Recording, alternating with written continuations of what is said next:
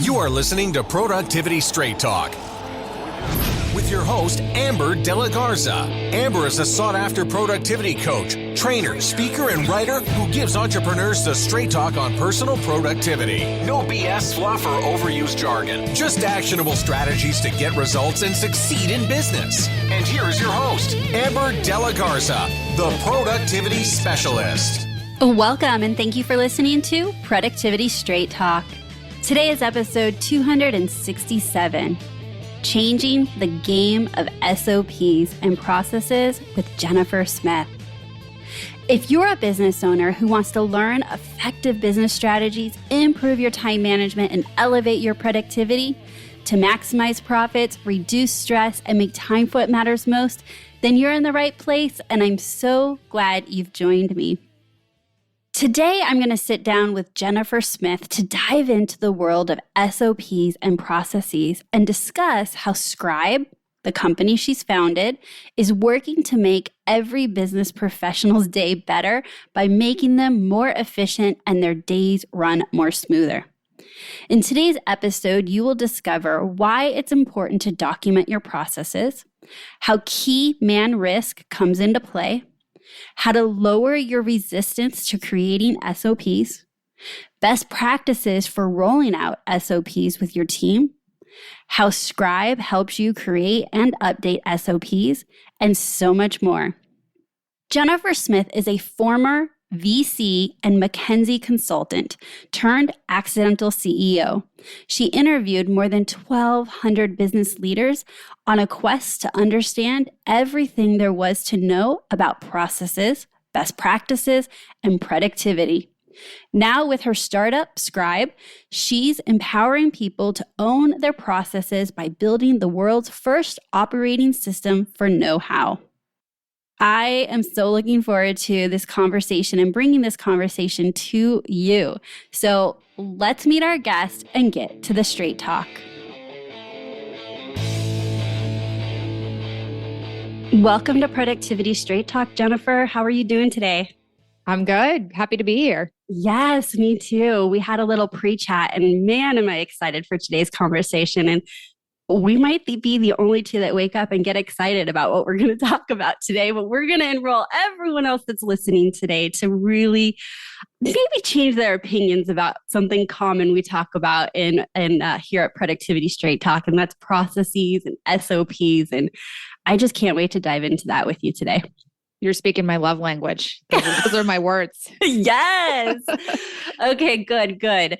Well, before we jump into that, I would love for you to share a little bit about yourself that we might have not learned in your official bio. So I'm the co-founder and CEO of Scribe. We're a software company based in Silicon Valley. I was a management consultant for 7 years, focused on organization and operations. So how do we help companies run better, be more efficient, help people have a better experience during their day? As part of that, I spent a lot of my time going into ops centers and just literally looking over the shoulders of people from 9 to 5 to see what they were doing and try to figure out how to make it better. And, I have to say, like, a big part of that experience at the time I didn't realize, and now looking back, was so formative for me, because you see so many people are just showing up to work every day and they are like working across all these software systems and tools, just trying to do their best, dealing with all this complexity, like trying to kind of get through the processes.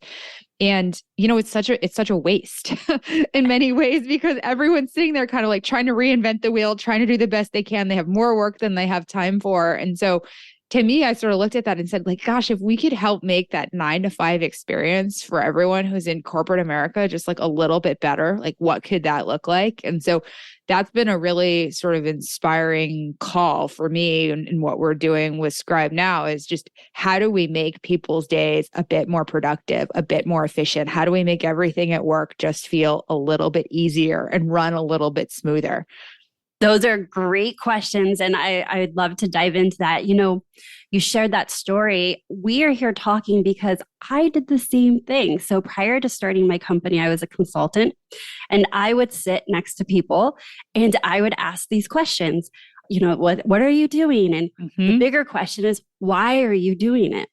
And one of my biggest takeaways was that if they ever said, because we've always done it that way, That was Which is a very common response. It's a very common. They don't really know why they're doing it.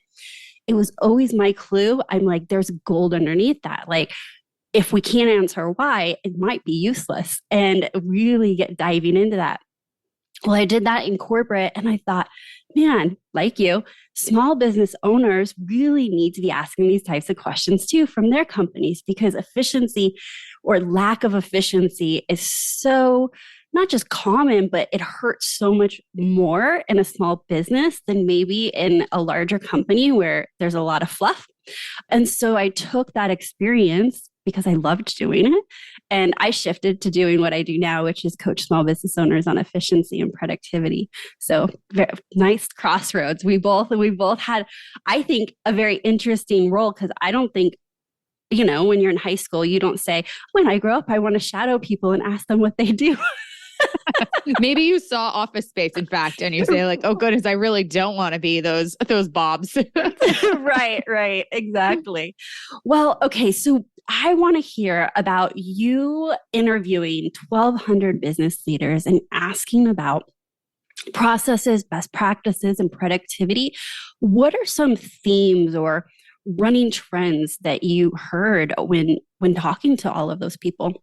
Yeah. So after consulting, I was living in Silicon Valley and got kind of bit by the startup bug. And so went into venture capital, investing in enterprise software. And as part of that, talked to buyers of enterprise software, really across all different kinds of companies, a lot of kind of CIO, CTO, CEO type folks, and asked them, like, what are the problems you're trying to solve in your business right now? What are the pain points? How do you think about software as a solution to that? Where are you seeing gaps in the market? It helped us be smarter as investors and place bets, and was just a really interesting, fun experience for me. And I counted at the end of it, and I talked to over 1,200 folks.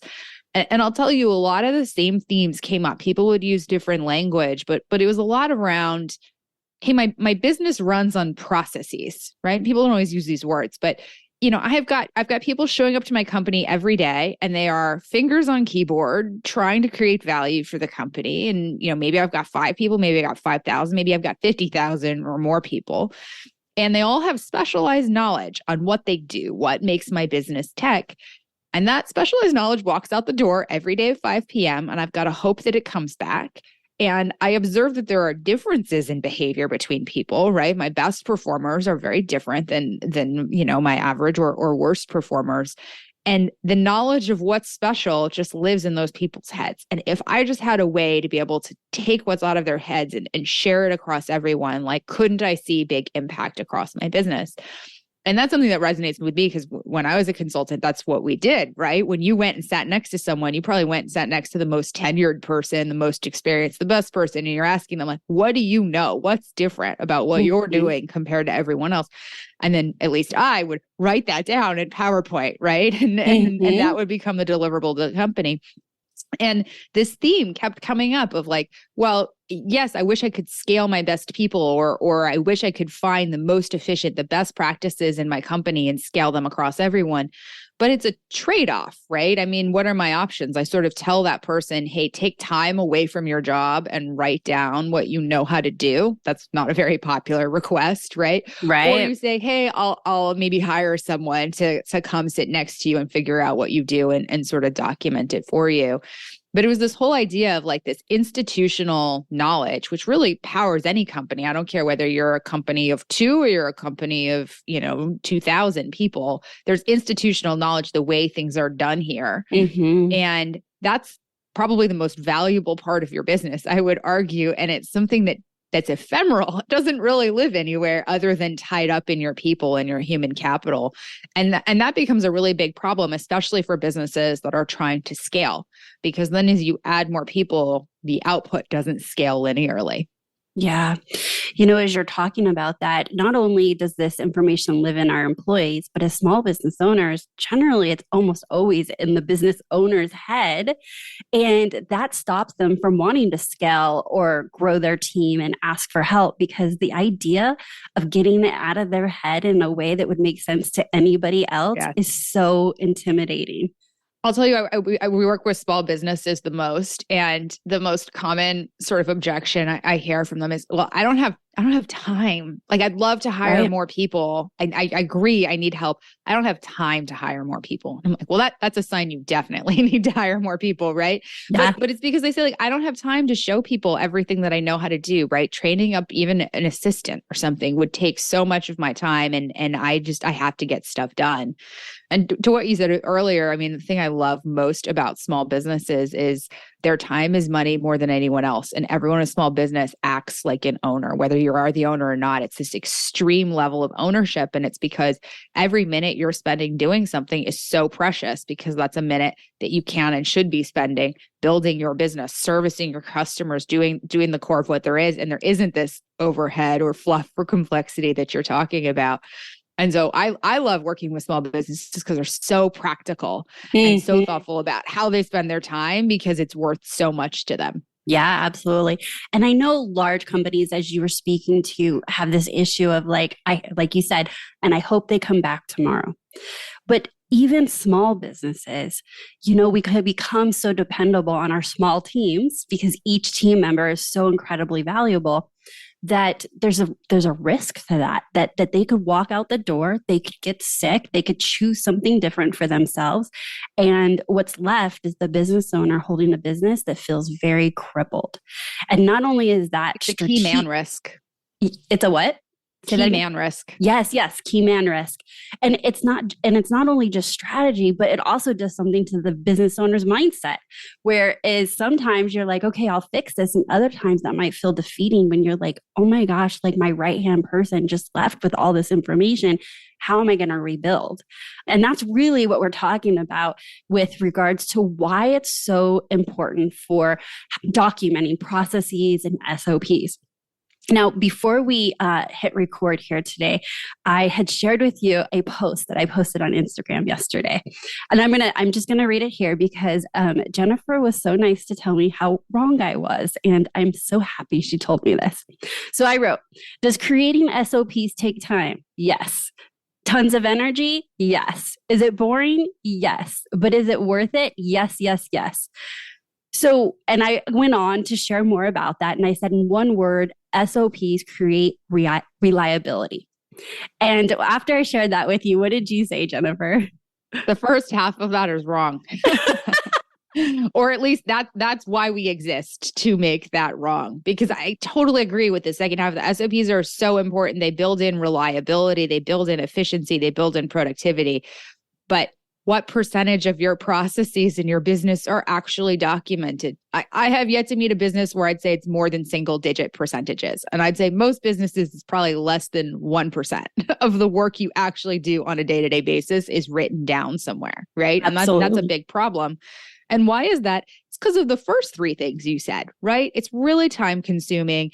It's pretty boring. Like, you've done the work of figuring out how to do something valuable. And now you're telling me I got to sit there and write it down and copy paste screenshots and like think about every single step when I could just be doing real work. And so this is what we've thought about with Scribe, because I've seen people create SOPs. I've created hundreds, thousands of SOPs, especially as a consultant, and it's never enjoyable work, right? To actually write it down ourselves. But software can do this for you. And so I looked at this and said, like, why aren't we using technology to do this? Like, technology, I'm a technologist. Technology can solve this problem for us. And so that's why I ultimately founded Scribe, because I said, well, gosh, there's all of this expertise. What if we could just watch you do the thing you know how to do and automatically create documentation? What if we made SOPs like digital exhaust? What if they were just the byproduct of you doing your work? So now you no longer have to decide, do I actually get my work done, or do I take time away to write documentation? Now you can do them at the same time. Now you can say, hey, I need to do this process. I need to generate my quarterly report in Salesforce. I don't know, whatever you do. I'm going to hit the record button and just generate my quarterly report like I normally would.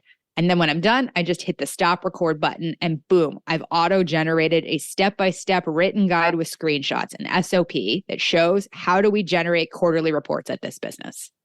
Oh my gosh, this is mind-blowing. And not only does that fix the actual creation, but it also fixes another issue in which when you have multiple people writing SOPs, they're never written consistently in the same way, which can be really confusing to the next person that comes in and is reading SOPs written very differently. And I'm assuming your technology fixes that and creates a lot of consistency. Exactly. It's fully consistent and it's fully complete too. Because something else that often happens with SOPs, and anyone who's ever read a Help Center article, for example, I think can relate to this.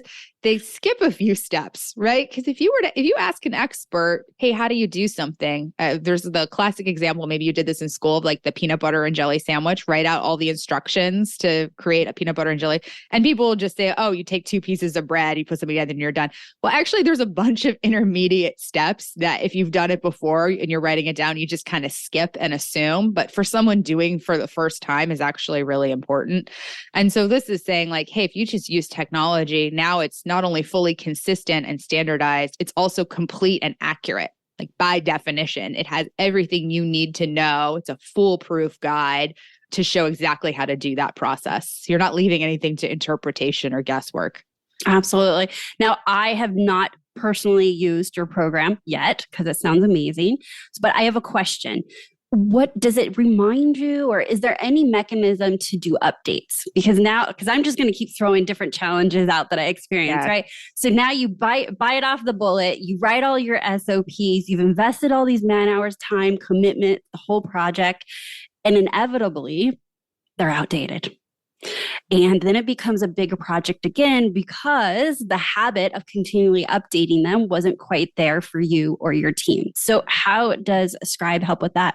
Yeah. Now you have all this SOP debt, right? And I call it like the negative spiral, the downward spiral, because you've spent all of this time out of the goodness of your heart to create this documentation. And then you put it in wherever you store it in your company, right? Some drive somewhere. And then maybe people look at it, maybe they don't, you forget about it. It goes out of date, then definitely people aren't using it. And then you say, well, no one's looking at it, so I'm not going to take the time to update this. And now you amass this bigger and bigger library that is becoming increasingly obsolete, right? And so with Scribe, we said, well, how do you make it both really easy to author, really easy to update, and provide those feedback loops so you know people are using your Scribe? That's what we call the guide. And so you're then are incentivized to update it even more. So the average Scribe takes 56 seconds to create. So really, really fast, really, really simple. Again, you just click kind of those 2 buttons. And then when the process changes, it inevitably does, right? Let's say step 6, the UI changes or the way you do something is different. You just go into the Scribe on step 6 and you click the new record button and you just do the new step 6 and it'll automatically insert the new step 6 in there, right? And now your guide is up to date. And there are, because it's collaborative now, ways for people to provide feedback as well, right? So now you can see, oh, hey, my coworker, my assistant, whatever, like viewed the Scribe and found this to be really helpful. That's a good thing for me to know. Like that's actually helpful. People are trying to know how to generate our quarterly reports, right? And they're finding this document to be helpful. Or they can provide comments to you in there and be like, hey, actually, I do this process a little differently. Or I found a better way. Like, here's what mine looks like instead, right? And you can have more of that collaboration. So it's all about like, how do you reduce the pain? So how do you take the denominator down and how do you make it far more valuable? How do you increase the numerator? So we said, okay, well, let's take the friction down to nearly 0. Costs you 2 extra clicks to create documentation. You got to hit record and stop record, right? So really, really easy.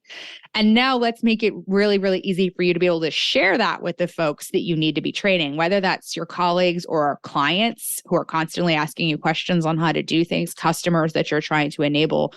And so what if we could even prevent them from asking you questions and you could send documentation proactively, right? Now you're actually driving your business even more. So what I think I just heard you say is that you can document these things and then send them to clients to say, this is how you log into our portal. Here's how you access this X, Y, and Z. And so then the documentation is used to up-level the client experience. Yeah, that's exactly right. Okay. It's better client experience, what feels like a white glove experience to them, right? Oh, wow, you went through and created all, Amber, thank you. You created all this documentation for me. Like, wow, what really great service. And on your side, you spent 56 seconds doing it. And now your customer has a better experience and might not be coming back to you with individual questions too, right? So you're saving time on your side. Yeah. Okay. So we were just talking about documenting SOPs where the work is being done on the screen. It's recording, it's screenshotting. But what about the work that is not on the screen, where it's this is the process of how we answer the phone. This is the process of how we deal with a client that's upset. Like these are our standards. Is that able to be documented in Scribe? And what does that look like? You can document it in Scribe. It's not going to be auto documented, right? So we can't listen to you have a conversation with an irate customer and auto document the best ways to handle that. What we do see folks doing is you can put scribes together in collections. We call them pages. And so maybe it's how to resolve a customer issue, right? Could be the high level. And then you can insert other kinds of media, right? So maybe you've created training videos for your team, or maybe you've written out documentation or whatever. You can insert that within there. And then when you have the sections that are digital, so I'm resolving customer issue, and that means now we go into our CMS and we take these 5 steps, whatever it might be, you can then insert those scribes into that. And so what we see is people will create kind of these broader collections of processes or groups, whether that's resolving issues for customers, onboarding, kind of these bigger themes. And it's a collection of different kinds of media or ways of explaining that. Because something like a scribe, a step-by-step guide, is ideal for a digital process, right? It's literally like, where do I click? How am I supposed to use this software? What does it look like? And for that, you want something that's really easy and fast and straightforward to both create and to consume. If you're trying to explain a more complex task, like how do I show empathy on a call with a customer, right? That's something that might be better suited for video or audio or, some other kind of like training format that is not just a step, right? And so what we'll see people do is like they put collections together and we'll use different media for different formats depending on what they're trying to communicate. Okay, I love it. So it can still be the one-stop library. You're just going to use it in different ways. So like we have SOPs. We actually worked on it extensively in early 2021, did a complete overhaul. We do maintain the SOPs, but that was like a big project. And we went through, and a lot of our SOPs have like email templates in them because I want my team to sound like they're servicing the client the same way, no matter who responds to a customer service issue. This is how we respond when this is the issue. Is that an option, with your program? So it's free text. So you could include within these pages, you could include links to templates or copy paste them within Scribe itself. What you would really use Scribe for in that instance, though, is, hey, when I get this it's creating like training material for your team, right? So when you get this kind of inquiry, here's how you respond. Here are the steps. Let's say you run an e-commerce business and a customer writes in and says like, where's my shipment, right? You could then create a scribe, which is, here's how you go in and track the status of the shipment. Here's where you find the link to send to them. And here's the response that you typically would write back, right? And you could put that all together into a page that would be a collection of different scribes, which you could auto-generate. That would take you however long it takes to do that process, probably 2 minutes. It would take you 2 minutes to create that SOP. And so I think the fun kind of mental exercise there, you said you went through this whole process of creating all those SOPs. What if you took the cost of creating SOPs down to nearly zero? What if it cost almost nothing to create SOPs, right? What if it was just the same amount of work as doing the process itself anyways? What could you then do in your business if you now had everything documented? What if it was really, really easy to be able to onboard new teammates, share best practices, update, different teammates? Hey, we just rolled out this new software. Here's how you use it. Show your customers how to use your software or answer those questions. Like, what if the cost of all that went down to zero? What could you do differently in your business? I mean, that would be absolutely amazing. I mean, it's not just cost, it's time. And so the cost of paying all your employees, right, to invest their time to slow down and document all these SOPs, it is quite the investment. And I did see a hit. Like we knew, like we had to pause other projects while the whole team was making a, concerted focus on writing SOPs. And so I find this very fascinating that it could have possibly gone down to nearly zero, as you're saying. Yeah. And then we like taking that even farther of then, okay, well, what if all those SOPs that have been created are now available in the context, in the moment when people are doing that work and might have questions on what the SOP is? So what if when people are going into your CMS, right, or whatever system, and they have a question on how to do something, like what if the SOP just popped up on the page and was like, hey, looks like you're about to generate that quarterly report. Like, do you have a question on how to do it? Like, here's the SOP that your colleague Amber created that shows you how to do this. Right. And so now you're finding ways to spread that across your team or the group of people that you collaborate with, where they don't even have to think to go and find the SOP and who knows where it lives. Right. And sort of dig it out and who knows when it was last, updated. And instead it's finding them in the context in the moment that they have the question. That's incredibly powerful because there's a lot of usually resistance and you're creating a lot of path of least resistance. Is that how easily can you update and access and use this information, which from a business owner, like that's why you want them to do that, right? You want them to integrate that this is how we do our business so that there is so standard and gets consistent results and consistent efficiency. Yeah, because no one's creating, you didn't create SOPs just for fun and giggles, right? Right. We covered that. Not fun. We didn't do it for fun. Not fun for most people. Although if you use software to do it, I mean, I would argue it actually is quite fun to just see it automatically appear. But you're really doing it for the purposes of someone else being able to follow along and do that process better, right? Whether that's your, someone on your team or a client. And so the second part of it, and I think we don't think about as much, is how do you then make that accessible to those people in the right time, in the right context, in the way that they can consume it really easily, make it almost foolproof. Absolutely. So I want to zoom back out and I want to ask some questions around if you have any best practices or recommendations on how a company would go from 0 SOPs to rolling this out to their team. Meaning, how do you talk about it? How do you make it a priority? Who's in charge of this project generally? Like, do you have any recommendations or best practices that you see companies using? Yeah, I can share so Scribe's used by hundreds of thousands of organizations in almost every country around the world. So you can imagine we see a variation right. in practices and the way that people do this. And I talk to a lot of people every single day about what their SOPs look like and how they think about documenting processes. There tend to be kind of two camps of philosophy. And I have a personal favorite, which you might be able to sense from the way that I talk about it. One camp is sort of like we create it as we go.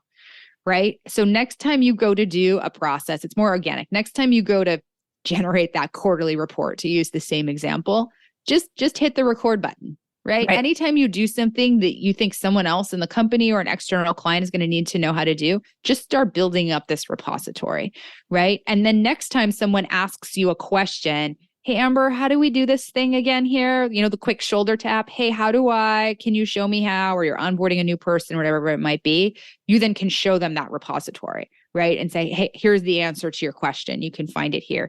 And so what you're starting to train people to do is, whenever you do work, create a document for it. So you're building up your library of SOPs. And if you have a question, go to that library of SOPs. And it becomes self-reinforcing over time because as you get more and more documentation, more and more people's questions are going to already be answered by something that's on there. And eventually you hit a tipping point where when people now have a question on how to do something, rather than asking someone or trying to figure it out on their own, they know to just go look for the SOP because chances are that it's there. And bonus points, if you can then train them, if there isn't an SOP, when they figure out the answer, they hit that record button and create the document themselves, right? And so now there is an SOP for that. Absolutely. I mean, in that example, right, you're minimizing distractions, interruptions, creating more efficiency. So you're actually solving these challenges that are happening all by training your team to go to another source than a person and break them down on what they were doing and working on in that moment so that the knowledge is being shared in an efficient way. Yeah, that's exactly right. And you're minimizing the distractions for the person, right? Those little shoulder taps feel really innocuous in the moment, but there's a bunch of research that it costs about 20 minutes of someone's time every time they get a shoulder tap and lost productivity. And there's a lot of those happening. The kind of other end of the model is folks who make a much more concerted effort, right? And say, hey, we have got a big documentation push. And so we want to document this part of our business, or we're building our external help center for our customers.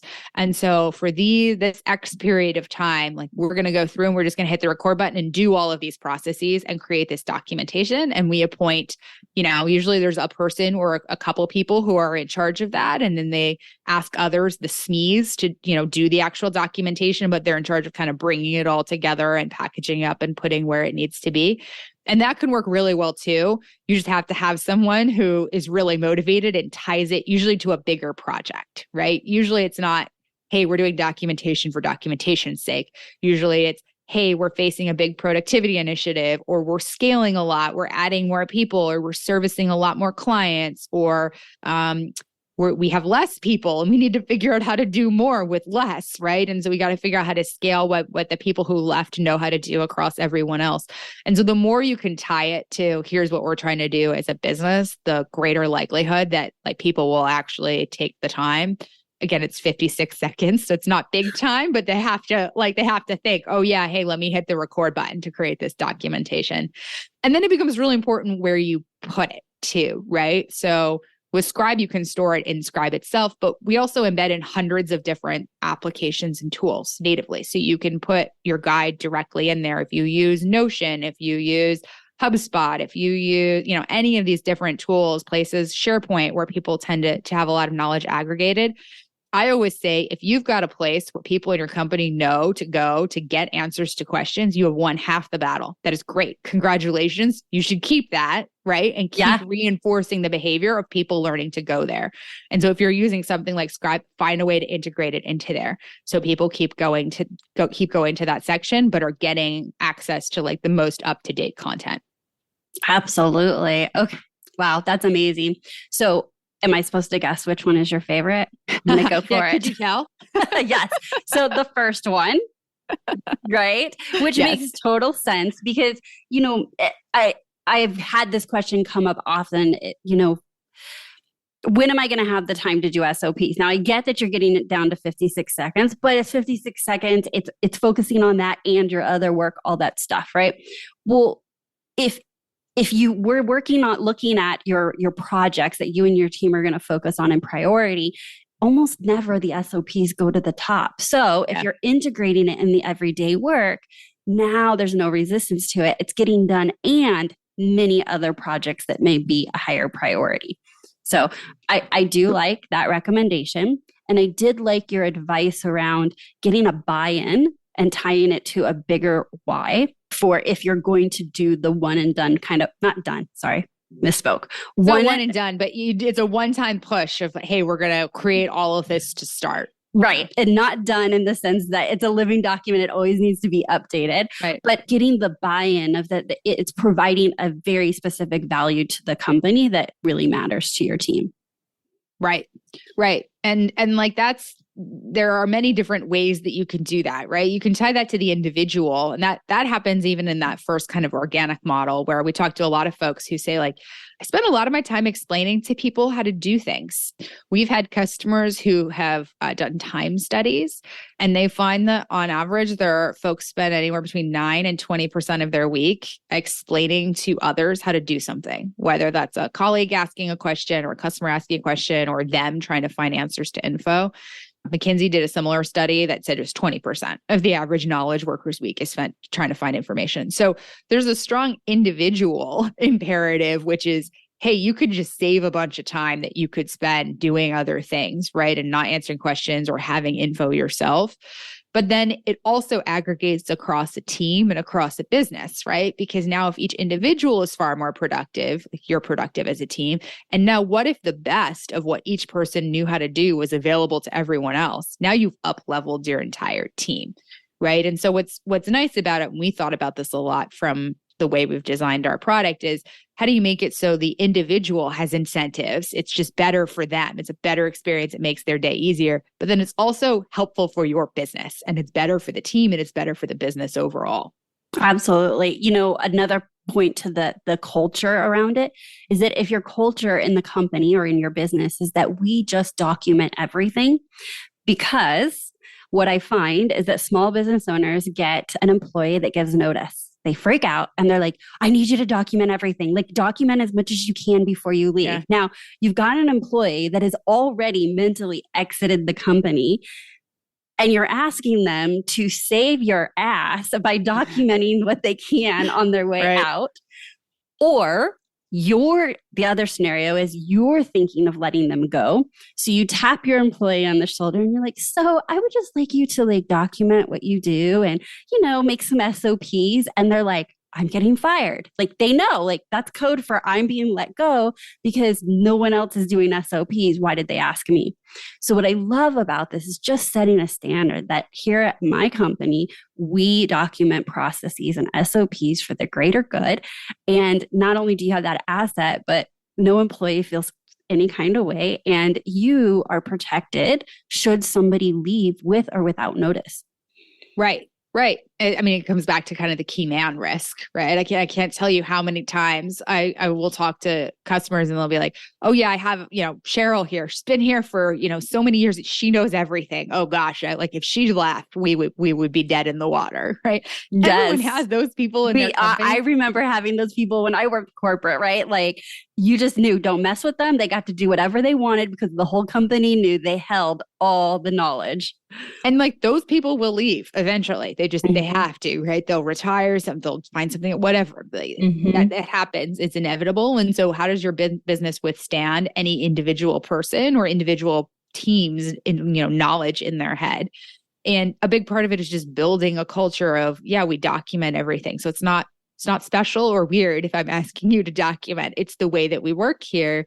And for that individual, it's a way for them to have bigger outsized impact too. A question I get asked a lot is, well, aren't employees going to resist, sharing what's in their head because that's like their proprietary knowledge and their value to the company? And it is in the context of I tap you on the shoulder and out of the blue ask you, can you suddenly document everything you know how to do, right? Because then you feel threatened. But we don't find that to be the case at all when it's part of the ongoing culture. And in fact, it's usually a different mindset for that employee, which is like, I've figured out how to do some really valuable things for this company. And now I can scale myself. I can get more leverage. I can have bigger impact beyond just me doing it because now I can let other people in the company do it this way too. Right. And I believe most people, everyone shows up to work every day trying to have more impact and do more. Right. And so if you give them tools that says like, you can have outsized impact, you can make your colleagues or your customers' lives better, like people will sign up for that, especially if you say it doesn't take any extra time for you. Absolutely. Well, as we close out, is there anything I didn't ask you that you think our listeners should know about processes, SOPs, documentation? Like, do you have any last words of wisdom for us? They're not dirty 4-letter words that are, like flossing or eating your broccoli or these things that, we are taught that we should do, but don't enjoy. It can, believe it can actually be like quite fun and rewarding to create documentation if you use appropriate technology, because it's really about scaling yourself, right? It's really about, hey, you figured out how to do something valuable and important for your business. Like, how do you take that info out of your head and make it accessible to other people so they can do it too? So they're not coming to you and asking questions all the time. So you're able to just seamlessly hand that off. And that's a really empowering feeling. And now imagine you could just hit a button and boom, it would automatically take what you did and turn it into a beautiful step-by-step guide that people thought you spent hours creating, right? And you didn't, you spent a few seconds doing it. Like that's an empowering feeling. And so I encourage everyone to kind of like flip the narrative on its head from SOPs are boring to like SOPs can actually be like quite fun and rewarding to create when they don't take much time and you can see really big impact for it. And usually people are quite thankful on the other side that you've sent them, a guide that answers their questions. Very well said. That's a great place to end today. But before we close out, how do our listeners find out more about you and about Scribe? You can follow me on LinkedIn, Jennifer Smith, CEO of Scribe, and you can try Scribe itself. It's free. Scribehow.com, scribehow.com.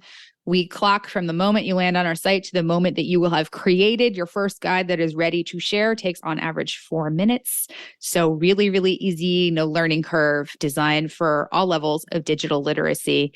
And I encourage people to give it a try. We've got also a promo code for listeners, which we can share, Productivity Straight Talk, if folks want a discount on the paid upgraded version of Scribe. Absolutely. And we'll make sure that we share the promo code in the show notes for our listeners. Thank you so much for being here, Jennifer. This was actually, like I expected, fun and interesting. And you really did share so much knowledge around how you have been on this mission to change the game of SOPs and processes. So thank you for sharing your knowledge with us. Thanks so much for having me.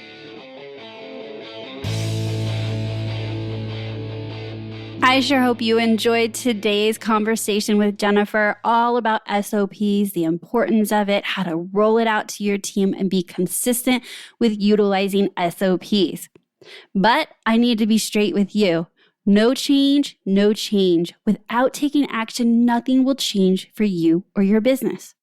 I am almost certain this is not the first time you have heard as a business owner that having standard operating procedures documented, processes created and documented in your business was a good idea. My goal for today was to dive deeper to really connect the dots on why it is so important for you to focus on SOPs. SOPs are one of the things that it's an internal project. It's a deadline that you and only you and your team are going to know about. So unfortunately, if it's not created with the idea of how important this is and delivered to your team that this is important, this will be a project that keeps getting pushed off and pushed off and pushed off because you think everything else is more important. So now that we can agree that this is very important and we can draw a lot of lines to the health of your business, to your profitability, to efficiency, to name a few, what will you take action on? How can you take what you learned today and move this forward just one step with a commitment to take the next step and the next step?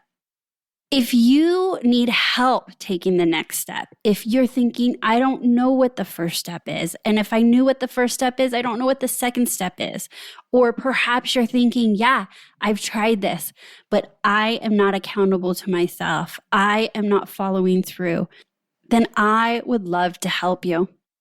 In my Peak Performance Coaching program, I can help you with things such as learning how to manage yourself and your time, creating efficiency for yourself and your business, managing new hires, reducing the stress and overwhelm of running a business, or helping you make strategic business decisions that will help you level up your business.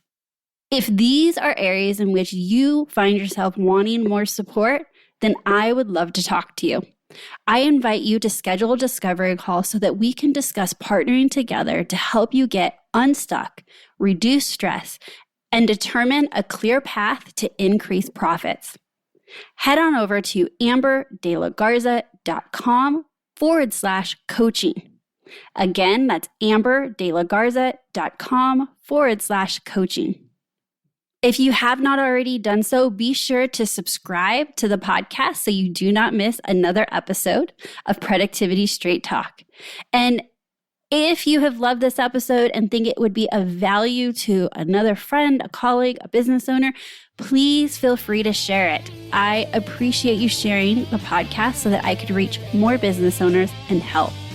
So that's my straight talk for today. Until next time, have a productive week.